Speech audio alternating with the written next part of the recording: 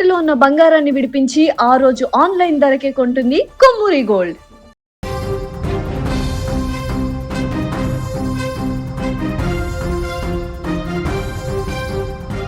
తెలుగు రాష్ట్రాలను వణికించిన షాబాద్ ఆరుగురి దారుణ హత్యల కేసులో ఎట్టకేలకు బిగ్ బ్రేకింగ్ అప్డేట్ వచ్చేసింది.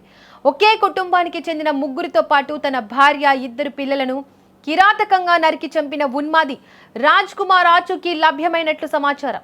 అతను ఆత్మహత్య చేసుకున్నాడని మొదట భావించినప్పటికీ పోలీసుల కళ్లు గప్పి రైలెక్కి పారిపోయిన ఈ సైకో కిల్లర్ ప్రస్తుతం సూర్యాపేట జిల్లాలో ఉన్నట్లు పక్కా సమాచారం అందింది. నిందితుడి కోసం గాలిస్తున్న ప్రత్యేక బృందాలు ఇప్పటికే సూర్యాపేటకు హుటాహుటిన తరలి వెళ్లాయి. పోక్సో కేసు పెట్టారన్న కక్షతో ఒకేసారి 6గురిని పొట్టనబెట్టుకున్న రాజ్ కుమార్ ఘోరం జరిగినప్పటి నుంచి తప్పించుకుని తిరుగుతున్నాడు. చేగూరు వద్ద తన కారును, మొబైల్ ఫోన్లను వదిలేసి ఆత్మహత్య చేసుకుంటున్నట్లు నాటకమాడి నందిగామ రైల్వే స్టేషన్ నుంచి రైలెక్కి పరారయ్యాడు. నిందితుడి దగ్గర డజనుకు పైగా సిమ్ కార్డులు ఉన్నప్పటికీ వాటిని కూడా వాడకుండా పోలీసులకు దొరకకుండా చాకచక్యంగా తప్పించుకుంటున్నాడు. దీంతో ఈ కిరాతకుడిని పట్టుకునేందుకు తెలంగాణ పోలీసులు 2 లక్షల నగదు బహుమతి కూడా ప్రకటించారు. 12 ప్రత్యేక బృందాలతో గాలింపు చర్యలను ముమ్మరం చేసిన క్రమంలో నిందితుడు సూర్యాపేట పరిసర ప్రాంతాల్లో సంచరిస్తున్నట్లు పోలీసుల నిఘా వర్గాలకు పక్కా క్లూ దొరికింది. రాజ్ కుమార్ సూర్యాపేట జిల్లాలోనే ఉన్నాడన్న విషయాన్ని పోలీసులు అధికారికంగా ధృవీకరించారు.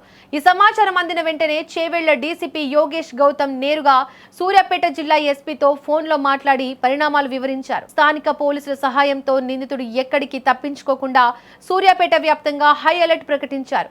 హైదరాబాద్ నుంచి బయలుదేరిన ప్రత్యేక పోలీస్ బృందాలు ఇప్పటికే సూర్యాపేటకు చేరుకున్నాయి. నిందితుడి కదలికలపై నిఘా ఉంచిన స్పెషల్ టీమ్స్ అతడిని చుట్టుముట్టేందుకు వ్యూహాత్మకంగా ముందుకు వెళ్తున్నాయి. ఏ క్షణంలోనైనా ఉన్మాది రాజ్ కుమార్ పోలీసుల కస్టడీలోకి రావడం ఖాయంగా కనిపిస్తోంది.